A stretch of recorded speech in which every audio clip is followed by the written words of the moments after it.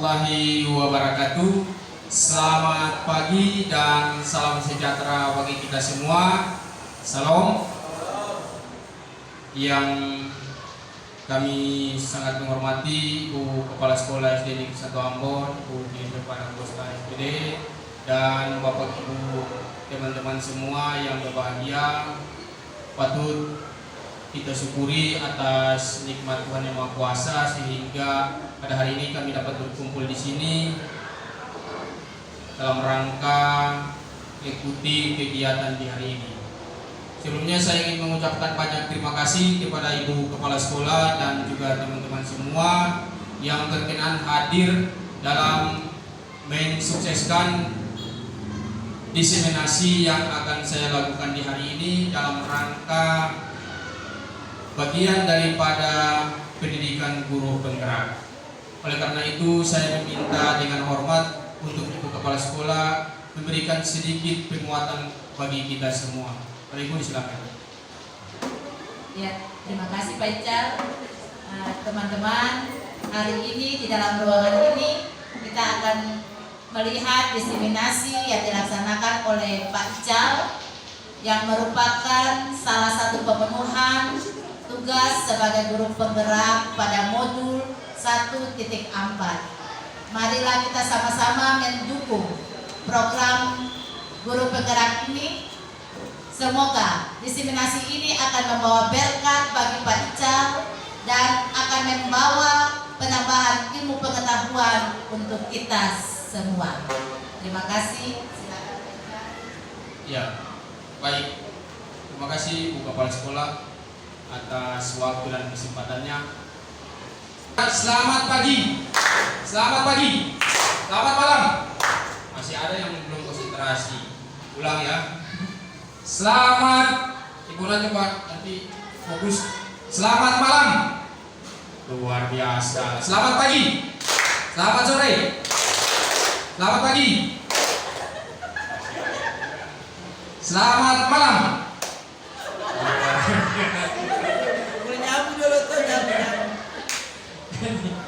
Ini terakhir. Ya, selamat malam.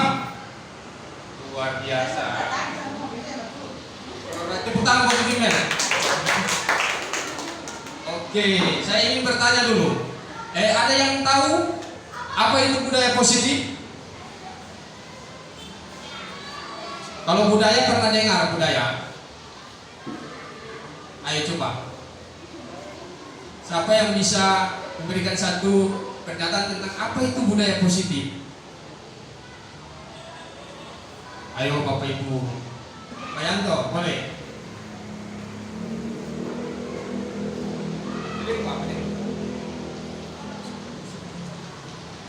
Baik, budaya positif menurut saya adalah budaya yang dimana mencerminkan tentang sikap karakter yang baik. Jadi kebiasaan yang baik bisa mencerminkan budaya yang baik yang positif. Luar biasa, keren sekali, tepuk tangan dong. Jadi kebiasaan-kebiasaan yang baik itu sehingga menjadi budaya yang baik di sekolah ya Pak? Ya, luar biasa. Ada lagi. Ada 6 materi dari budaya positif yang akan saya representasikan kepada teman-teman semua. Luar biasa. Materinya sangat penting bagi pengembangan pendidikan kita di sekolah pada umumnya dan di kelas pada khususnya. Yang pertama ini adalah materi disiplin positif dan nilai-nilai kebajikan universal. Yang kedua, teori motivasi, hukuman dan penghargaan dan juga restitusi. Yang ketiga, keyakinan kelas. Keempat, kebutuhan dasar manusia dan dunia yang berkualitas. Materi yang kelima, 5 posisi kontrol. Dan materi keenam adalah segitiga restitusi. Menarik ini materi. Saya coba sekali lagi ya. Selamat pagi. Selamat pagi. Selamat malam.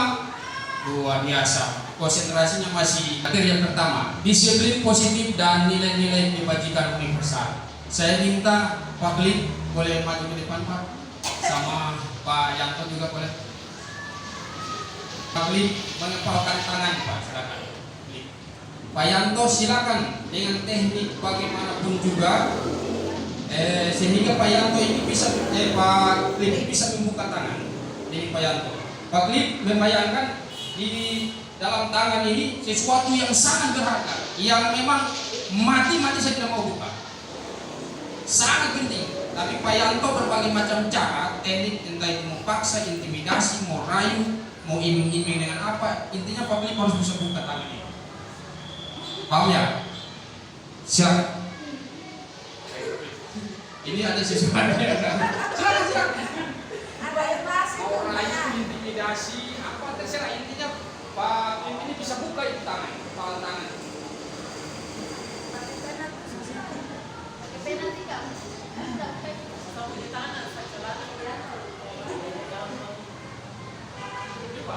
Oh ini sih.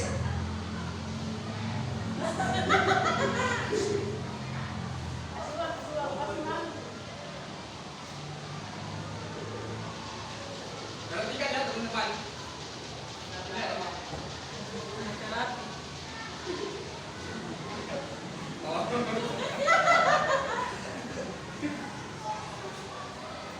kasih bulat-bulat ya. Buka tangan itu saya kasih uang. Gimana? Tapi bisa tidak mau. Nah, Udah mau? Tidak. Saya akan kasih jabatan yang tinggi kalau kamu buka tangan itu.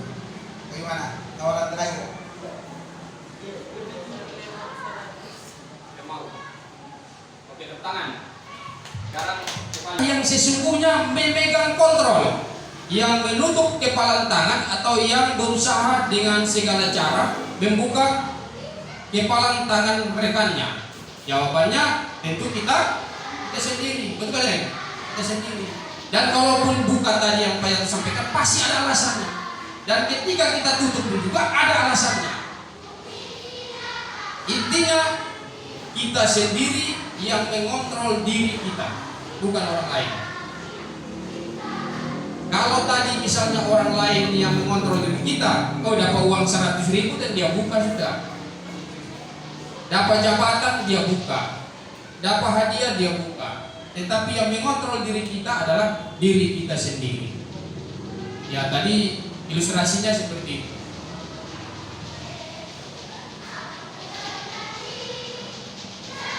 Nah ini, terkadang kita punya ilusi bahwa guru itu senantiasa mengontrol anak. Betul saya? Betul atau tidak? Kita seakan-akan murid itu kita kontrol. Padahal seharusnya murid itu sendirilah yang mengontrol dirinya sendiri. Pada dasarnya kita tidak dapat memaksa murid untuk berbuat sesuatu jikalau murid tersebut memilih untuk tidak melakukannya. Ini dia tidak mau, kita paksa saja. Karena kita selalu berilusi, beranggapan bahwa guru itu mengontrol murid. Betul ya? Sehingga murid tidak mau, kita paksa. Lalu ilusi yang berikut bahwa semua penguatan positif efektif dan bermanfaat. Kamu buka ya, nanti saya kasih permen. Kalau kamu bikin ya, nanti saya kasih sesuatu. Jadi seakan-akan itu efektif begitu. Sehingga murid tadi itu dia dikontrol oleh orang lain, bukan dia mengontrol dirinya sendiri.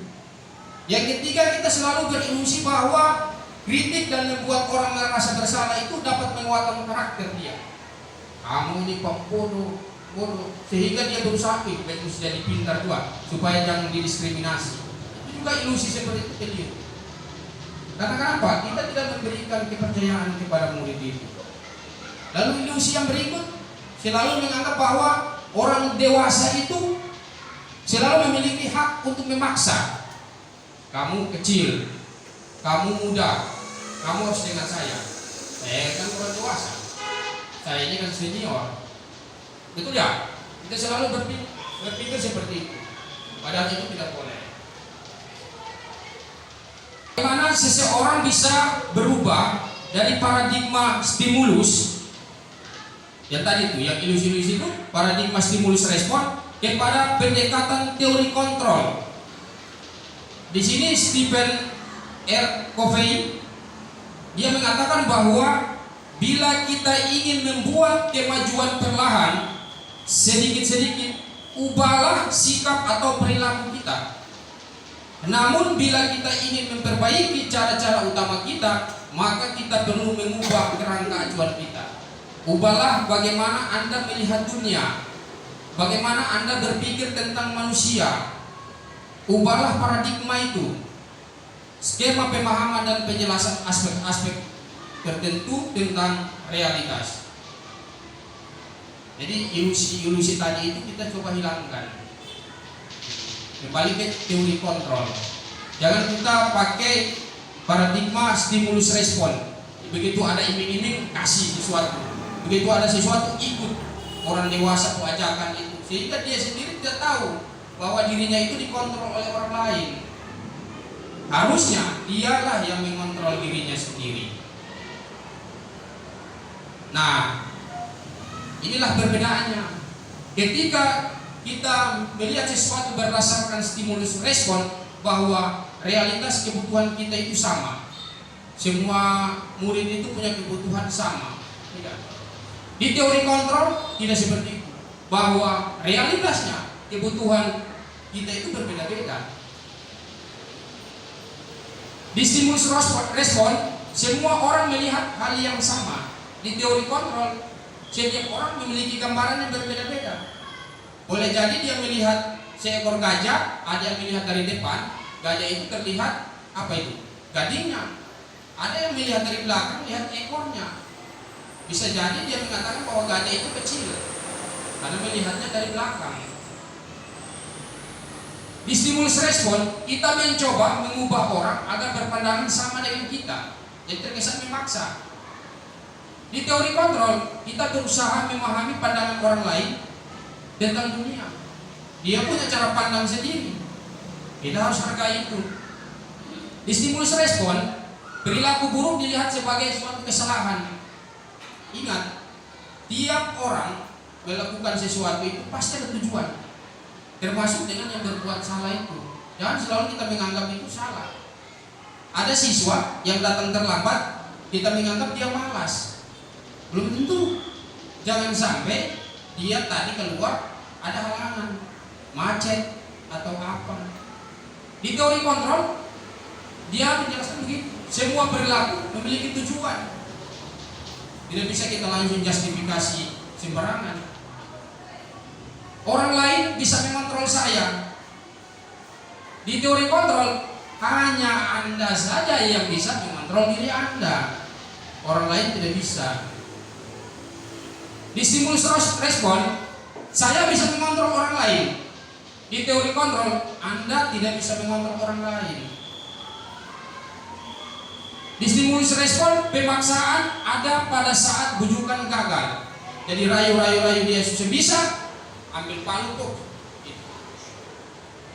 Kalau di teori kontrol tidak, harus kolaborasi, konsensus, menciptakan pilihan-pilihan baru. Tidak bisa memaksa. Stimulus respon, model berpikir menang kalah. Kita kasih dia uang, dia buka tangan. Saya menang, dia kalah. Itu ya. Dia bisa, saya paksa.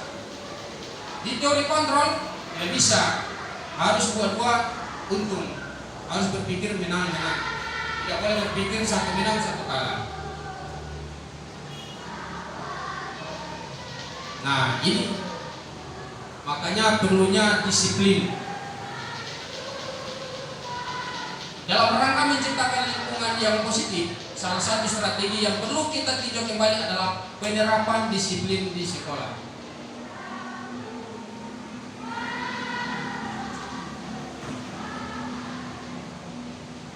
Penerapan disiplin di sekolah. Apakah telah efektif? Apakah masih perlu ditinjau kembali?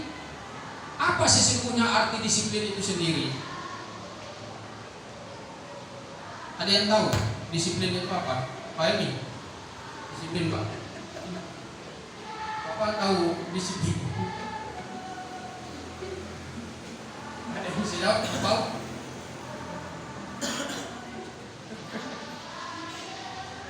Disiplin. Bapak Ibu menuntut anak-anak supaya disiplin. Masa disiplin saya tidak tahu?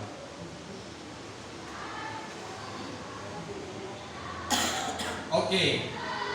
Apa kaitannya dengan nilai-nilai kebajikan? Mari kita bahas makna disiplin dan nilai-nilai kebajikan. Universal dengan mengaitkan beberapa pembelajaran di awal tadi tentang perubahan paradigma teori stimulus respon ke teori kontrol yang tadi tabelnya itu, serta motivasi perilaku manusia.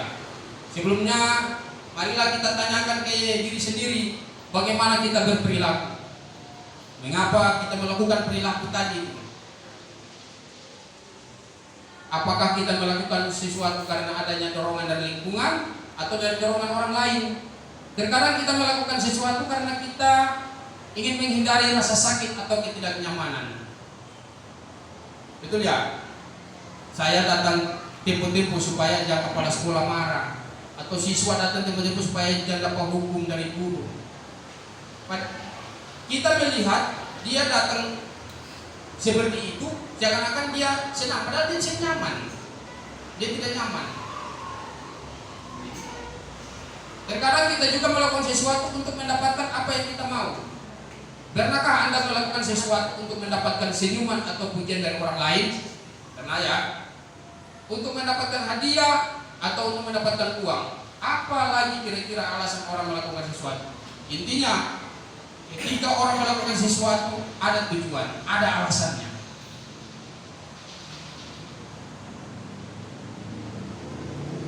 Bapak Ibu guru, tujuan dari disiplin positif adalah menanamkan motivasi yang ketiga pada murid-murid kita, yaitu untuk menjadi orang yang mereka inginkan, bukan yang orang lain inginkan, ya. Dan menghargai diri sendiri dengan nilai-nilai yang mereka percaya. Ketika murid-murid kita memiliki motivasi tersebut, mereka telah memiliki motivasi intrinsik, jadi motivasi dari dalam diri, yang berdampak jangka panjang, bukan motivasi yang tidak akan berpengaruh pada adanya hukuman atau hadiah. Mereka akan tetap berperilaku baik berdasarkan nilai-nilai kebajikan, karena mereka ingin menjadi orang yang menjunjung tinggi nilai-nilai yang mereka hargai. Saya datang tepat waktu karena memang saya memiliki nilai itu, nilai disiplin. Bukan karena saya datang tepat waktu untuk menghindari hukuman atau untuk supaya dilihat, dipuji orang lain, supaya dianggap saya ini anak yang disiplin. Tidak boleh. Nilai-nilai yang mereka hargai atau mencapai suatu tujuan mulia. Sekarang mari kita membahas tentang konsep disiplin positif yang merupakan unsur utama dalam terwujudnya budaya positif yang kita cita-citakan di sekolah-sekolah kita. Kebanyakan guru sangat tertarik dengan topik pembahasan tentang disiplin. Mereka berpendapat bahwa kalau saja anak-anak bisa disiplin, pasti mereka akan bisa belajar. Suruh diam. Seakan-akan itu sudah aman sudah. Para guru juga berpendapat bahwa mendisiplinkan anak-anak adalah bagian yang paling menantang dari pekerjaan mereka. Bagaimana dengan Bapak Ibu guru? Betulkah? Betul ya? Mendisiplinkan anak itu pekerjaan paling menantang. Nanti di materi ini akan kita bahas bagaimana solusinya, bagaimana baiknya. Nah, sebelumnya kita tahu dulu makna kata disiplin. Ketika mendengar kata disiplin, apa yang terbayang di benak Bapak Ibu? Apa yang terlintas tadi? Saya sudah tanya Pak Herdi, sudah terlintas ya? Oh, disiplin itu seperti apa? Sudah pasti kebanyakan orang akan menghubungkan kata disiplin dengan tata tertib, teratur, dan kepatuhan pada peraturan, ya kan? Kata disiplin juga sering dihubungkan dengan hukuman, ya. Padahal itu sungguh berbeda, teman-teman. Berbeda. Karena belajar tentang disiplin positif tidak harus dengan memberi hukuman. Justru itu adalah salah satu alternatif terakhir. Alternatif terakhir. Dan bila perlu tidak digunakan sama sekali, tidak perlu. Dalam budaya kita, maka kata disiplin dimaknai menjadi sesuatu yang dilakukan seseorang pada orang lain untuk mendapatkan kepatuhan. Kita cenderung menghubungkan kata disiplin dengan ketidaknyamanan. Betul ya? Betul. Kelihatan disiplin padahal tidak nyaman dia.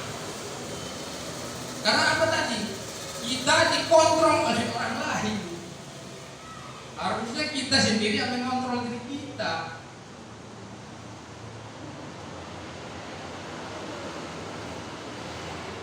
Jauh sebelum itu Bapak Pendidikan Ki Hajar Dewantara kita sudah menyatakan bahwa di mana ada kemerdekaan, disitulah harus ada disiplin yang kuat.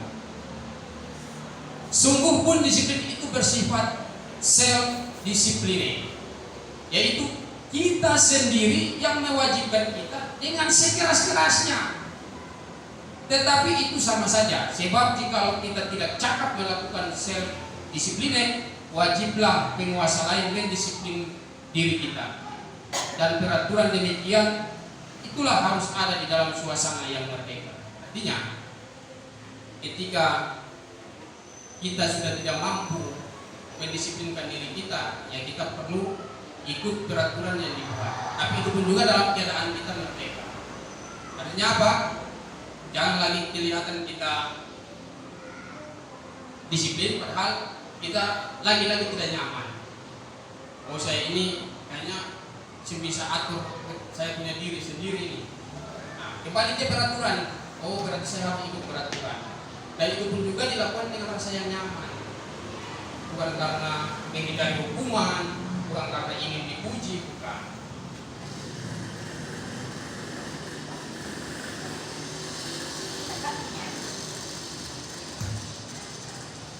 Mantap, teman.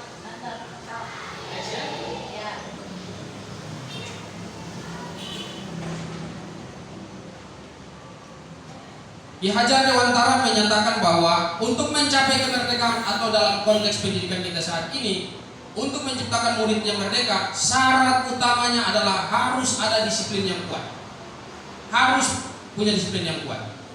Disiplin yang dimaksud adalah disiplin diri yang memiliki motivasi internal atau motivasi intrinsik tadi.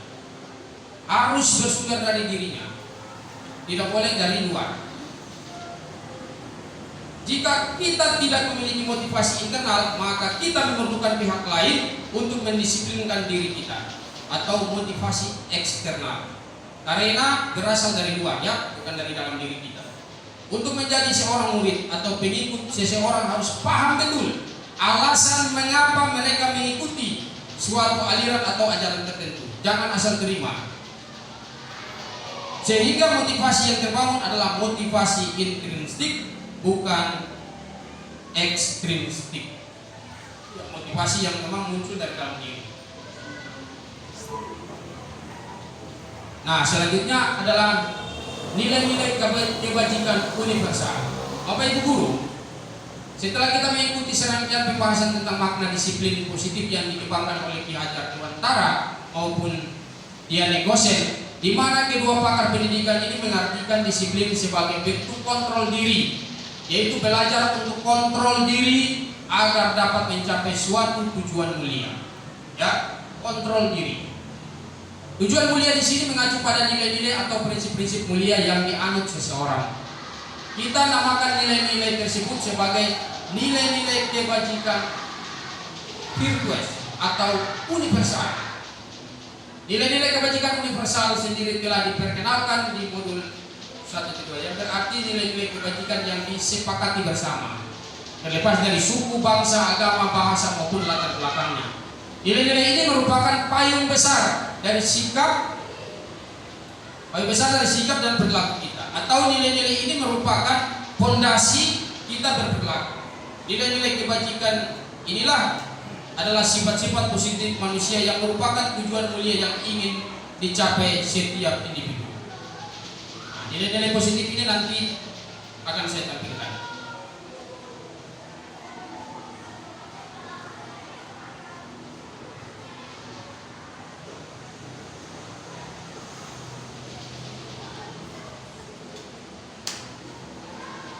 Seperti yang telah dikemukakan oleh Dr. William Glasser pada teori kontrol, menyatakan bahwa setiap perbuatan memiliki satu tujuan. Saya ulangi, setiap perbuatan memiliki satu tujuan. Setiap perbuatan memiliki suatu tujuan. Dan selanjutnya dia negosiasi juga di tahun 1998 mengemukakan bahwa dengan mengaitkan nilai-nilai kebajikan yang diyakini seseorang, maka motivasi intrinsiknya akan terbangun, sehingga menggerakkan motivasi dari dalam untuk dapat mencapai tujuan yang mulia yang diinginkan. Yaitu sasaran kita ke siswa itu memiliki nilai-nilai profil pelajar Pancasila. Jadi ya, diyakini dan disepakati.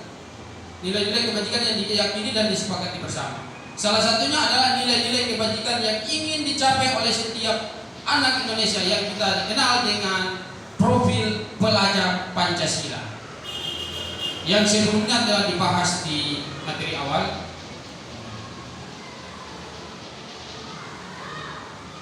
Disebutkan bahwa sebagian institusi atau organisasi saling memiliki nilai-nilai kebajikan yang sama karena nilai-nilai tersebut bersifat universal dan lintas bahasa, suku, bangsa, agama maupun latar belakang. Nah ini profil pelajar Pancasila. Setiap siswa kita saat ini wajib memiliki nilai-nilai ini. Profil pelajar Pancasila. Yang pertama, beriman bertakwa kepada Tuhan Yang Maha Esa dan berakhlak mulia, mandiri, bernalar kritis, kebinekaan global, gotong royong, kreatif. Saya ingin mengajak Bapak Ibu semua untuk mari sama-sama kita bikin ice-break tentang profil pelajar Pancasila. Oke, terus semua berdiri. Ikuti saya. Ini nanti bisa diajarkan di kelas karena kalau di kelas 6 saya lihat juga di beberapa kelas kita mulai terapkan. Ya, awal pembelajaran itu jangan lupa anak-anak disemangati dengan nilai dari profil pelajar Pancasila. Pelajar Pancasila beriman dan bertakwa. Ingat ya? Oke.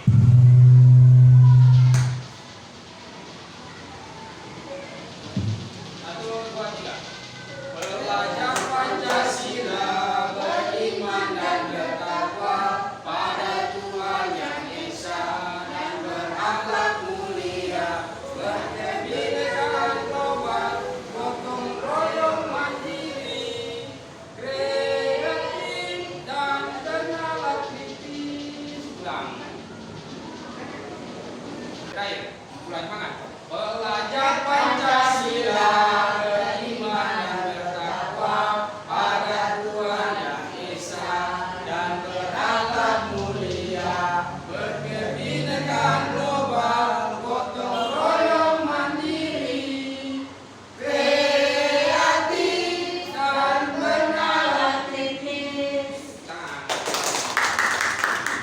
ini bisa teman-teman terapkan di kelas teman-teman masing-masing. Karena siswa-siswa kita harus memiliki profil pelajar Pancasila. Nah ini ada juga dari Ibo Primary Years Program PYP Sikap Murid. Ini adalah nilai-nilai yang harus dimiliki oleh siswa yang berusia sekolah dasar sampai dengan 13 tahun, yaitu toleransi, rasa hormat, integritas, mandiri, menghargai, antusias, empati, keingintahuan, kreativitas, kerjasama, percaya diri, dan juga komitmen. Ada juga di satu organisasi 9 pilar karakter Indonesian Heritage Foundation atau IHF. Ini juga mereka uraikan bahwa siswa juga harus memiliki yang namanya cinta Tuhan dan segenap ciptaannya, kemandirian dan tanggung jawab, kejujuran, amanah, diplomat, hormat dan santun, dermawan, suka menolong, gotong royong, percaya diri, kreatif, rendah hati, kepemimpinan, kedamaian. Ini siswa-siswa kita harus memiliki nilai-nilai ini. nilai-nilai kebajikan universal ya, petunjuk seumur hidup dan keterampilan hidup, life skill. Ini anak-anak kita juga harus memiliki keterampilan hidup seperti ini, yaitu dapat dipercaya, lurus hati, pendengar yang aktif, tidak merendahkan orang lain, memberikan yang terbaik dari dirinya.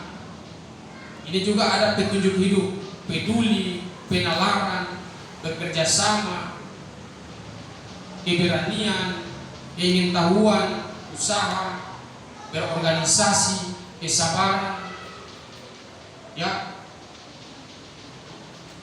kehormatan, memiliki rasa humor, berinisiatif, integritas, pemecahan masalah, sumber pengetahuan, tanggung jawab, persahabatan. Nilai-nilai ini harus dimiliki oleh diri kita dan juga anak-anak didik kita. Nah, ini asal juga dari The 7 Essential Virtues Building More ini: empati, suara hati, kontrol diri, rasa hormat, kebaikan, toleransi, keadilan. Ada kemiripan ya dengan nilai-nilai yang disampaikan di awal tadi.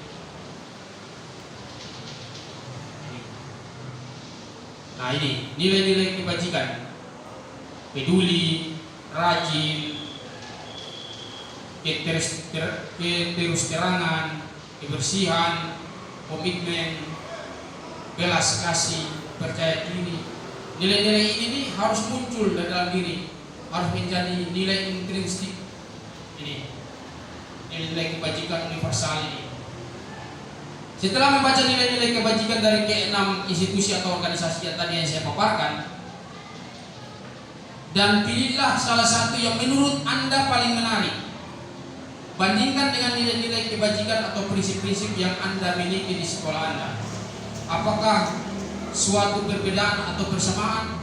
Kemudian pikirkan bagaimana nilai-nilai kebajikan yang Anda pilih tersebut dapat disampaikan dan menjadi pondasi dari keyakinan sekolah atau keyakinan kelas.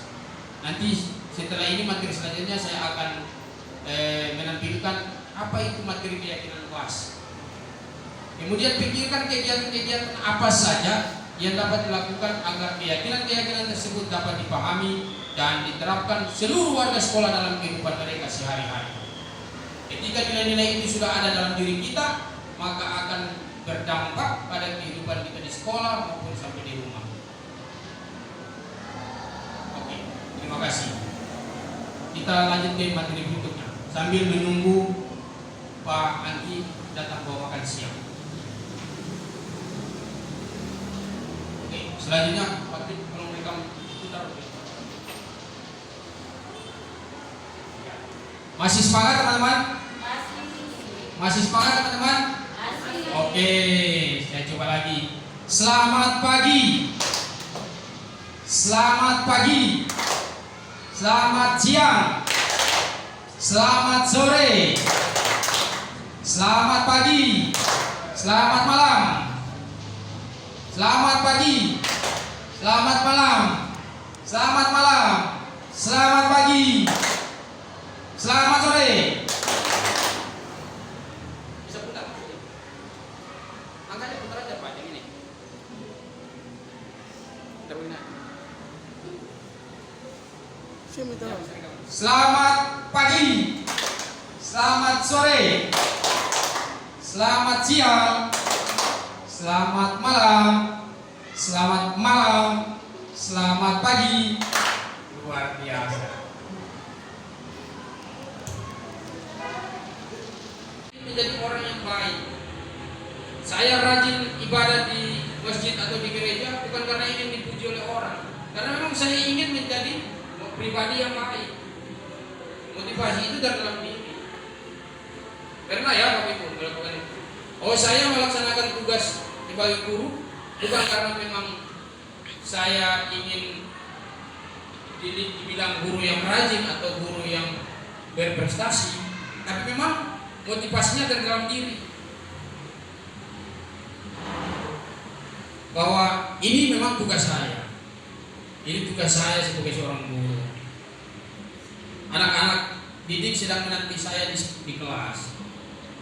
Kalau motivasi ini ada dalam diri kita, saya yakin dan percaya anak-anak kita ini akan menjadi anak-anak yang berkualitas. Pendidikan kita ini akan menjadi pendidikan yang berkualitas. Kita sepakat ya?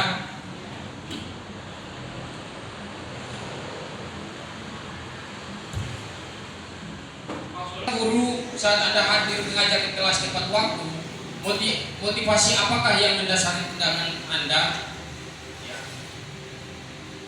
Apakah Anda datang tepat waktu karena tidak ingin ditegur oleh atasan Anda dan kemudian mendapat surat peringatan atau menghindari ketidaknyamanan? Kan ada berpikir seperti itu. Atau Anda ingin mendapatkan pujian dari atasan Anda dan mendapat penghargaan sebagai karyawan atau guru berprestasi yang mendapat imbalan. Atau Anda ingin menjadi orang yang menghargai waktu, menghargai diri Anda sendiri sebagai teladan bagi murid-murid. Tapi yang ketiga ya, tepuk tangan dulu dong. Luar biasa. IFA kurang menguasai pelajaran matematika, sehingga pada saat pelajaran tersebut berlangsung, dia lebih banyak berdiam diri atau menggambar di buku pelajarannya. Pada saat guru matematikanya menanyakan pertanyaan, IFA menjadi gugup dan tak sengaja menjatuhkan tasnya di kursi, serta tiba-tiba menjadi gagap, dan pada saat berupaya menjawab, seluruh kelas pun tertawa melihat perilaku IFA yang bicaranya tergagap dan terkejut tersebut. Jadi itu seringnya di kelas ada siswa tidak fokus, lalu ketika ditanya tidak tahu jawab, teman-temannya ketawa. Ada ya? Nah, hal itu tidak boleh lagi terjadi.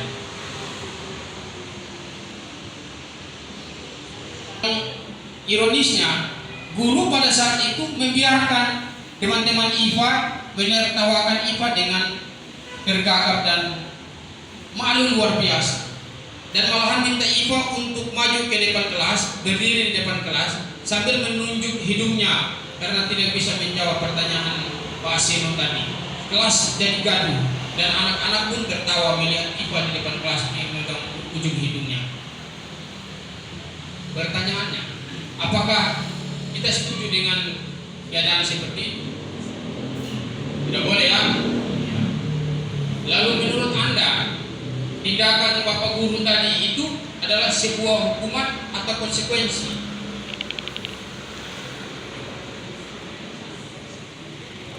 Ada siswa di kelas tidak bisa menjawab pertanyaan guru yang disampaikan sesuai dengan materi hari itu, ditertawakan oleh teman-teman, lalu gurunya disuruh siswa tersebut maju, lalu ditunjuk hidung, kamu ini malas.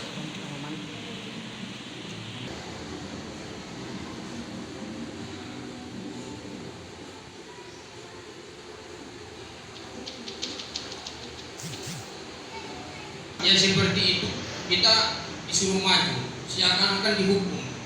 Angkat kaki sebelah atau keluar saja di luar. Akhirnya apa? Dia sudah tidak lagi menerima pelajaran, dia dikucilkan. Sempatkah kita berpikir bagaimana perasaan dia? Ya, yang tadinya dia lambat dalam pengetahuan, lalu salah kita hukum, kita mempermalukan dia, tidak lagi ada. Karena dalam menjalankan peraturan ataupun keyakinan kelas, bila ada suatu pelanggaran, tentunya sesuatu harus terjadi. Untuk itu kita perlu meninjau ulang tindakan penegakan peraturan atau keyakinan kelas sekolah kita selama ini.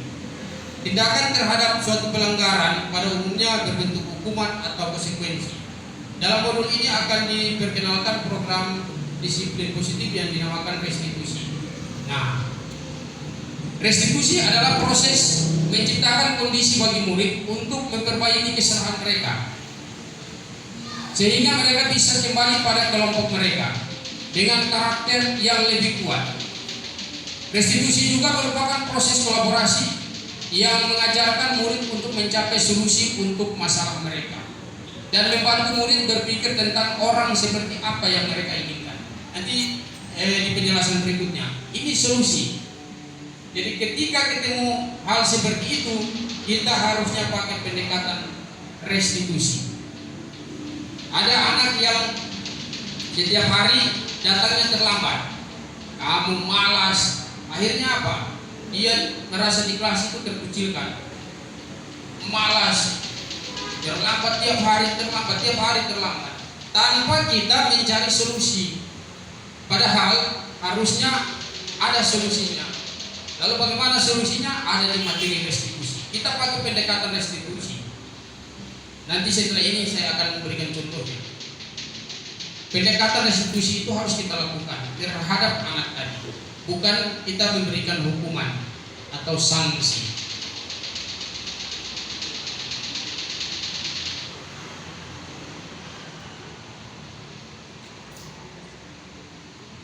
Sebelum kita membahas lebih mendalam tentang penerapan restitusi, kita perlu bertanya dulu, adakah perbedaan antara hukuman dan konsekuensi? Bila sama, di mana persamaannya? Bila berbeda, di mana perbedaannya? Nah, ini ada file materinya.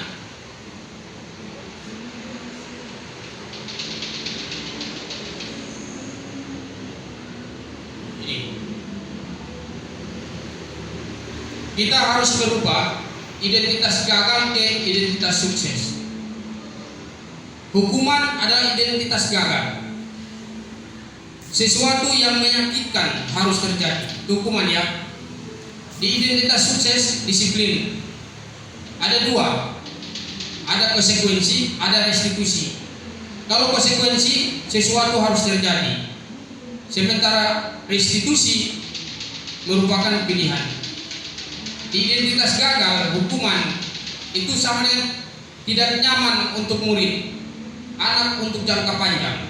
Jadi hari ini kita marah dia, itu sangat berpengaruh sampai jangka panjang. Dan teman-temannya akan selalu mencap dia. Anak ini nanti mereka besar, sampai besar jadi cerita, wih dia paling bodoh waktu di sekolah, paling bodoh sekali, paling bodoh sekali itu. Sehingga akan berlangsung terus sampai dia besar, sampai kita tidak tahu batas akhirnya di mana. Karena apa? Kita langsung memberikan hukuman di dalam kelas tanpa kita pakai pendekatan restitusi tadi. Terus begitu. Namun di dalam mendisiplinkan anak-anak juga ada yang namanya konsekuensi. Tidak nyaman untuk murid, anak untuk jangka waktu pendek. Betul, ada konsekuensinya, namun hanya dalam jangka waktu yang pendek. Tetapi kalau hukuman itu jangka waktunya panjang. Lalu bagaimana kalau dengan solusi restitusi ini? Ini justru lebih menguatkan untuk murid dalam jangka waktu yang panjang dibandingkan dari hukuman. Nanti akan saya contohkan. Ketika perbedaannya gini, ketika ada anak kelas 6, dia malas di sekolah, datangnya selalu terlambat. Ketika kita memberikan hukuman, kamu terlambat, kamu berdiri di luar, angkat kaki sebelah, ya kan? Itu konsekuensinya jangka panjang. Ilmunya dia tidak dapat materi hari ini, dia akan dikucilkan oleh teman-teman di kelasnya. Banyak kerugian yang dia dapat. Dia akan ingat terus betul. Kemudian kalau kita pakai konsekuensi, dia berdiri di depan, memang menyakitkan. Tapi itu juga sifatnya masih sementara. Habis itu 5 menit sudah masuk sudah. Besok sudah terlambat ya. Gitu. Tetapi kita pakai restitusi, ini bagus. Kenapa? Karena kita menguatkan dia. Kamu datang terlambat kenapa? Alasannya apa? Kita belum pakai restitusi lah sudah langsung hukum kau keluar.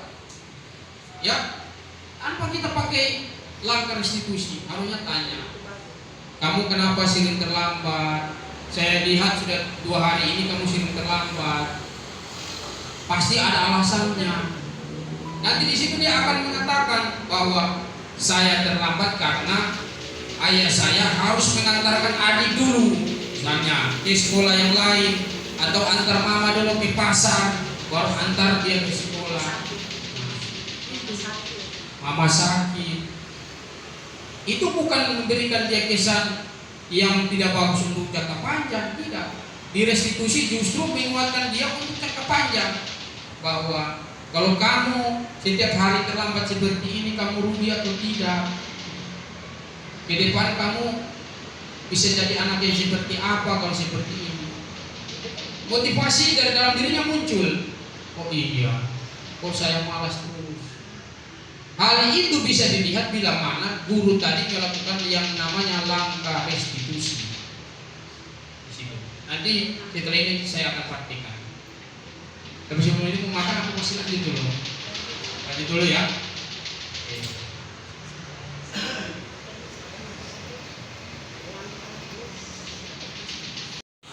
Dan mereka melakukannya karena mereka ingin menjadi orang yang melakukan nilai-nilai yang mereka yakini tersebut. Jadi motivasinya dari internal, intrinsik dan dalam diri. Sekarang pertanyaannya, Bapak Ibu sudah pernah berada di motivasi yang mana? Ada sudah pernah yang ada di motivasi yang pertama? Pernah ya? Karena saya bahwa untuk menghindari ketidaknyamanan, oh saya bikin ini untuk menghindari ketidaknyamanan. Kita lanjut ke teori motivasi, hukuman dan penghargaan, juga restitusi. Nah ini, perhatikan 3 motivasi perilaku manusia. Saya ulangi, 3 motivasi perilaku manusia. 3 ini yang seringkali menjadi motivasi untuk manusia itu melakukan sesuatu. Bapak Ibu semua, mari kita tanyakan ke diri kita, bagaimana kita berperilaku. Ya, silakan kita renungkan, kita berpikir bagaimana saya ini berperilaku. Kemudian mengapa kita melakukan segala sesuatu? Apa kita melakukan sesuatu karena adanya dorongan dari lingkungan, atau ada pernahkah Bapak Ibu melakukan sesuatu untuk mendapat senyuman dari orang lain, untuk mendapat hadiah, atau untuk mendapatkan uang? Apalagi kira-kira alasan orang melakukan sesuatu. Untuk mengetahui lebih jauh mengenai motivasi manusia,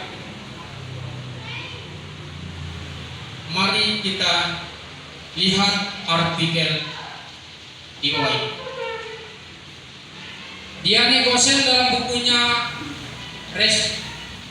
Restructuring School Discipline menyatakan ada 3 perilaku manusia. Nih, 3 perilaku manusia menurut Diane Gosen. Yang pertama, untuk menghindari ketidaknyamanan atau hukuman.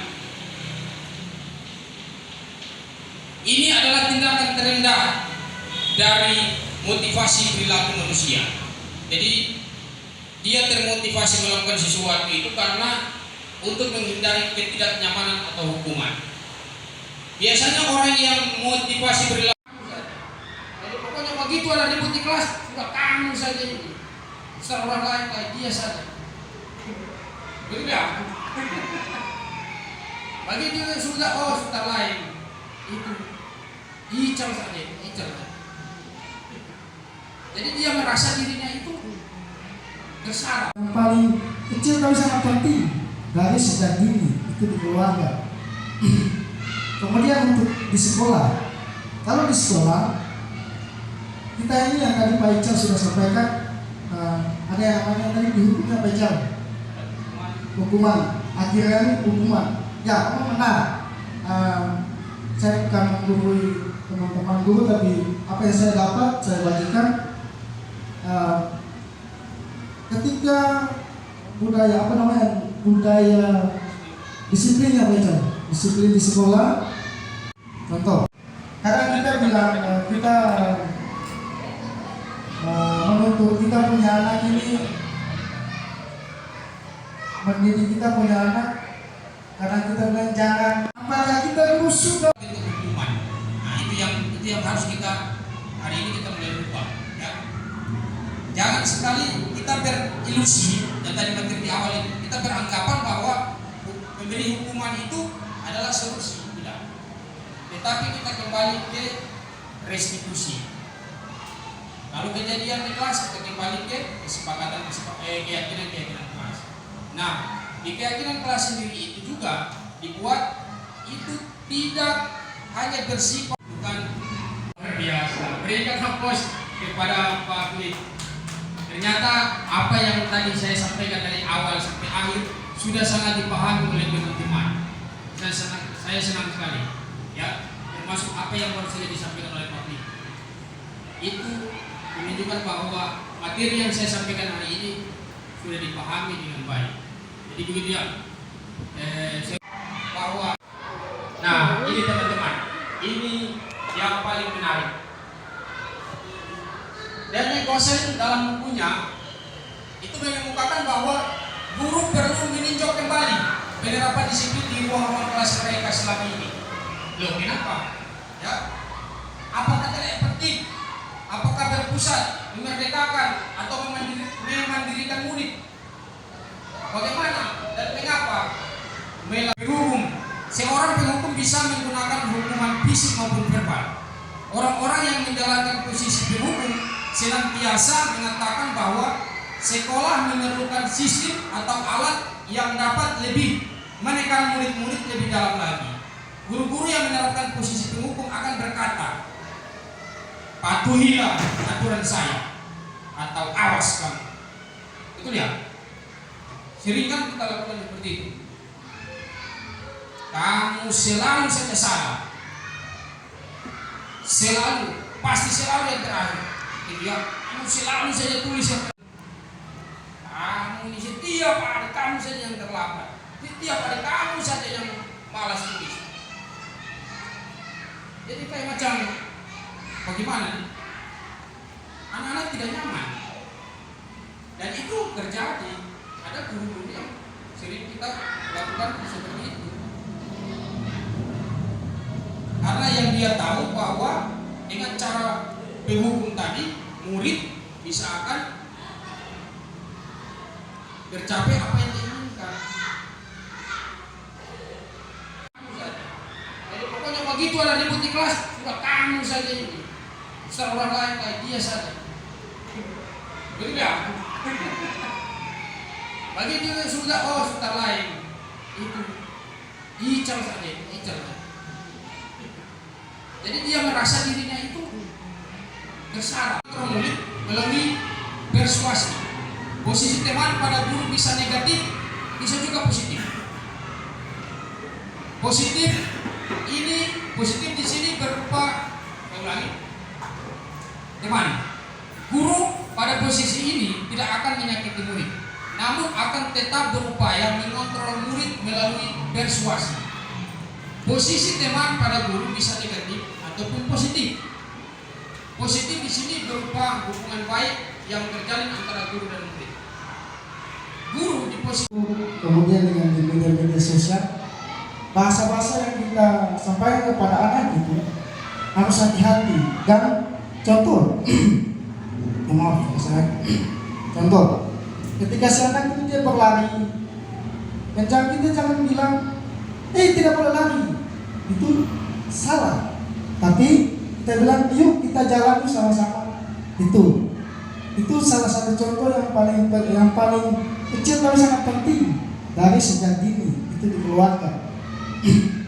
Kemudian untuk di sekolah, kalau di sekolah kita ini yang tadi Pak Ical sudah sampaikan, ada yang namanya dihukumi apa Ical? Hukuman, akhirnya hukuman. Ya, benar. Saya bukan menggurui teman-teman guru, tapi apa yang saya dapat saya bagikan. Ketika budaya disiplinnya baca, disiplin di sekolah, ketika si anak masuk tiba-tiba kita bahasanya, kenapa terlambat? keluar, langsung keluar, kan itu salah yang tadi Pak Ical bilang. Tapi apa yang kita ambil, saya berikan satu contoh. Sebelum kita masuk sama-sama dengan siswa, kita harus ada kesepakatan dengan siswa. Jadi bukan kita guru yang memberikan aturan, tapi kita kesepakatan antara siswa dan guru, kita sama-sama. Karena kalau ketika pada saat masalah itu terjadi, kita lihat dari kesepakatan kita dengan siswa. Dan di situ pasti siswa akan disiplin, dia mau tidak mau 1, 2 kali, 3 kali juga dia tidak akan ulangi lagi. Karena itu kesepakatan antara siswa dan guru. Itu. Kemudian yang berikut bicara tentang budaya, berarti kadang contoh kalau ada siswa dari luar kita masuk di sekolah kita, contoh dari Jawa. Nah ini yang permasalahan Pak Ical. Apakah kita dulu sudah melakukan budaya positif di sekolah? Itu pertanyaan saya Pak Ical. Apakah kita sudah terkait dengan siswa yang ketika masuk, siswa dari luar ya, siswa dari luar, terkait dengan perkataan atau kalimat-kalimat kita sesuai dengan budaya kita. Mungkin saya baca, terima kasih. Semua Kalau ada siswa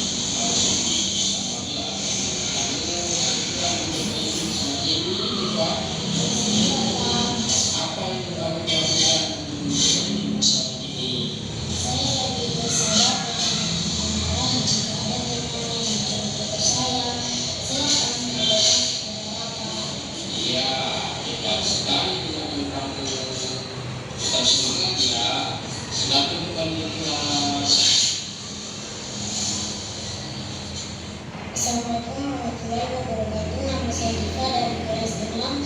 Saya senang sekali diajak diskusi dan Bapak Guru untuk mengendalikan amarah saya karena teman sebaya saya, dan saya harus banyak belajar bersabar dan dapat menghargai teman sebaya saya.